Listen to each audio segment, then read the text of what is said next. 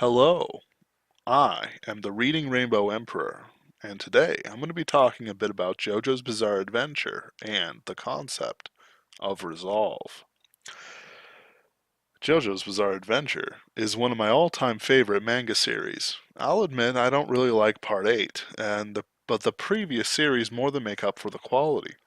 Part of that issue is resolve that I feel doesn't really come into play with the newest set as much as it did the old one. But then again, it's kind of a repeat of part four, except it's also more psychological horror. I'm going to have to talk about part eight on its own thing. Resolve is an interesting concept I don't really see very much in Western shows or other much Western media. It's almost the theme of JoJo's. The main character finds resolve to fight and bring justice to their foes. They become dedicated to their task and willing to sacrifice things they weren't before. They pose dramatically and go on the offensive. I find it interesting because it has largely disappeared from a lot of other modern works, even if its own. Essentially, I haven't seen many blood oaths or quests for revenge. Just to simplify it, of course.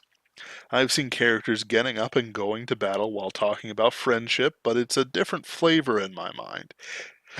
Characters have revenge goals, or it's obvious that the character will get up after such and such, or any number of things. It's like outside of like the really good quality stuff, like it's kind of false. It doesn't do it. Sometimes I read a comedy manga somebody recommended in a video, and it just doesn't hit it for me because of how tame it is, how safe, or how unfull of heart it is. It is heartless almost. I find it interesting. Wait. There are no scenes in modern books I've read of Hannibal and his father swearing their dread oath against Rome to never be a friend of Rome. Or there's no Count of Monte Cristo running around. There's no Conan swearing to defeat his foe should he be released from his jail cell or anything like that, except for JoJo's Bizarre Adventure. Jonathan Joestar is the first of the trend. He's born as a fairly soft, kind-hearted rich boy. His resolve is awakened thrice, each time by Dio's cruelty. The first time is when Danny is burnt alive by Dio's machinations, and then Jonathan beats the tar out of him, hearing of Dio's torment of Erina, and so on and so forth. It was me, Dio, and all that jazz. He is resolved to no longer be bullied by Dio and establishes his self respect. The second time is when Jonathan discovers Dio has been poisoning his father and goes to Ogre Street to discover the source of the poison, as well as the cure. He is willing to sacrifice his body, but also preserve the life of his opponents. He cannot be stopped on his search for the cure. It's more subtle than the other examples here, but it can be seen in his confrontation of Dio. He is steely eyed, and he is willing to make sacrifices. The last one is during his Hamon training. Uh, Jonathan spends time meditating when Dio's servant comes up to him and reveals that Dio lives, which they, of course, assumed. Jonathan calmly strikes down the villain, but Zeppeli, Jonathan, and Speedwagon track the villain back to his source. Jonathan will not waver. Even when he's fighting Tarkus, it's more of Zeppeli gave him his resolve to make him live again rather than anything changing within his soul. Each step he takes will lead him to the final defeat of Dio. Not that I'm saying that Zeppeli's death was not a moment of resolve for Jonathan, but rather it wasn't the same sort of magnitude. He didn't wake up and his eyes are, glaring. He sees ahead to where he needs to go. He has his North Star in sight and he'll follow it. Rather, it's like being refreshed, like whenever you meet, your brother in arms, and he takes you aside and encourages you, just by his presence. That's more of what it is, I guess. The last Sweden switched from Arc 1 to Arc 2 in the first part of Jojo. Dio remains the villain, and is mostly the same in character. It is Jonathan who is unrecognizable from the beginning. Each step takes him uh, this far. He doesn't or even can't doubt the path before him, the path that will lead to the final defeat of Dio. Now, there are other scenes that qualify, but I find them less dynamic to JoJo's character. as well as things like Jonathan giving the final blow to Dio in his castle. Both all the time Jonathan gathered resolve, getting back up and dedicating to the fight to defeat the opponent in front of him. They're important, but they're not the same weight. They aren't the same turning point in the plot, which is important. Let's see here. Dio himself has, and many of the villains also have, a lot of resolve that sort of drives them forward within the story. Dio actually gets his resolve to put on the mask and reject his humanity, which doesn't seem like a big thing, but to him, when we see him before, he was at a very human moment where he was scared of the vampires and all that jazz, and now he's willing to become one. Um, there's a Luso in the Man in the Mirror arc in JoJo Part 5, where he resolves to cut off his arm and struggles with resolve for himself as the members of La Squadra mourn their two deceased comrades murdered by the boss. Then we also have things like um, Kira. When he awakens for the third bomb, another one bites the dust. Or let's see here. There's a small moment, but with what was his name? With the so there's two parts to JoJo Part Three. The first stand user and the first stand user and the second Part Three, who of course I've completely forgotten for some reason because I needed to know the name and it's not in my script. He resolves to kill himself at the end of the fight so that he doesn't betray Dio. Even though there's not this great moment where he has a speech, but rather it's quite quiet, and it happens so fast, Jonathan, Jotaro Kujo can't react to it. There's also things like Pucci during the final part of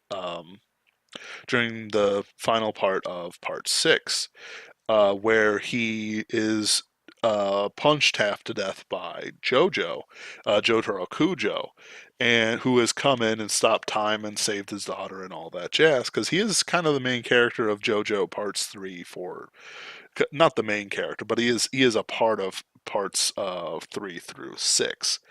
Um, he punches in. Pucci's sitting there. He's like, "Oh, what happened? What should I do?" And then he realizes where the center of gravity is and how the new moon, which is important for the plot within the story, but I'm not going to explain it here, can unleash the power that Dio gave him to rewrite reality, to speed up things, to unlock Made in Heaven. And so, if I'm doing there's examples all over the series. Like that's just the big ones. Um, of course, if I was writing a manga or anime, if I were to write it out, I could do it in a certain way. This is from a scene from Cybergothic that I haven't gotten to yet, but I would write in this manner.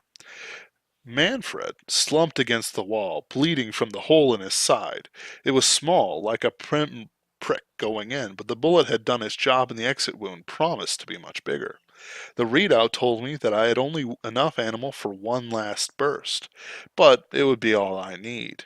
He looked up at me, defeat written on his swarthy features. He could not bear to look at me in the eyes for long, and so he looked down again, waiting for the final bullet. When I fired, as the finger pressed on the trigger, I caught a flash of brown and red, and Vermilly threw herself in front of Manfred, catching the bullets with her own body. She screamed and collapsed into Manfred's arms. I felt sick. She wasn't a hostile, but a close friend to Matilda.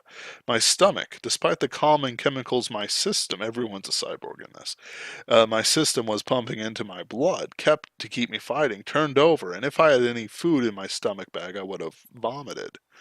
She screamed and collapsed into Manfred's arms. Oh, I already wrote that. Vermilly, Manfred cried, tears streaming down his cheeks.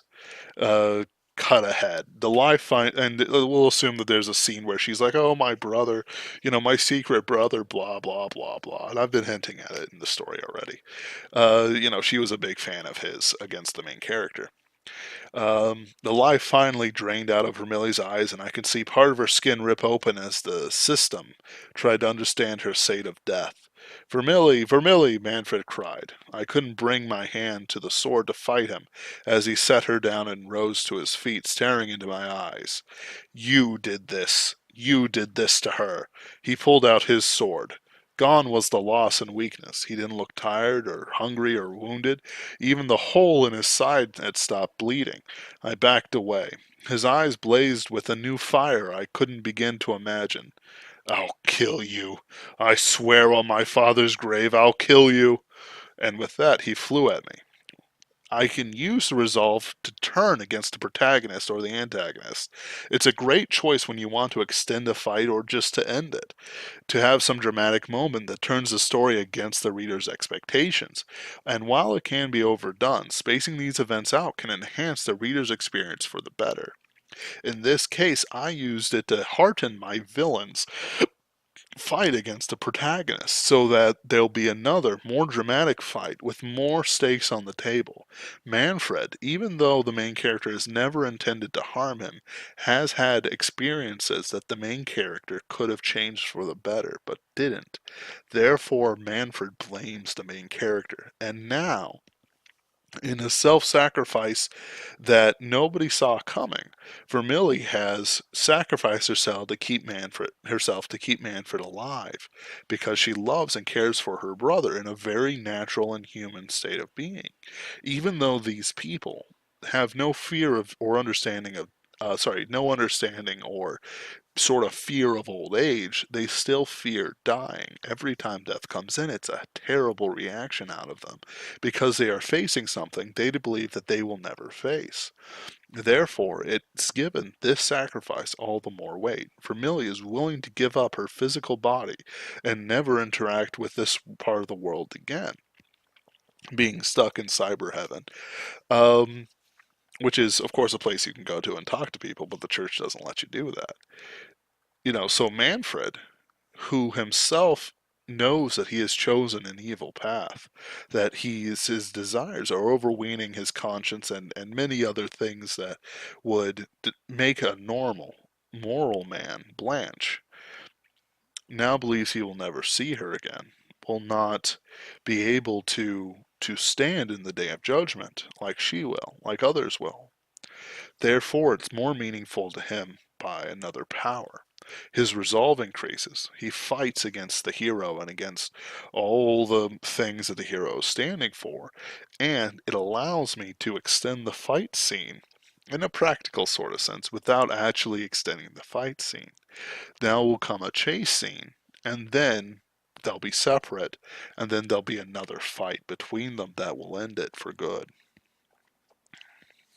But I'm not doing that with many other characters, or at least so publicly, so explicit. Uh, you can't always do it very explicitly, if you know what I mean. But I heartily recommend this technique at all points and in all stories that can bear the load of such a thing. Thank you all for listening to me ramble. Do check out my mentoring program on Fiverr, as well as the various other things I do with myself. You are all wonderful. Have a great rest of your evening.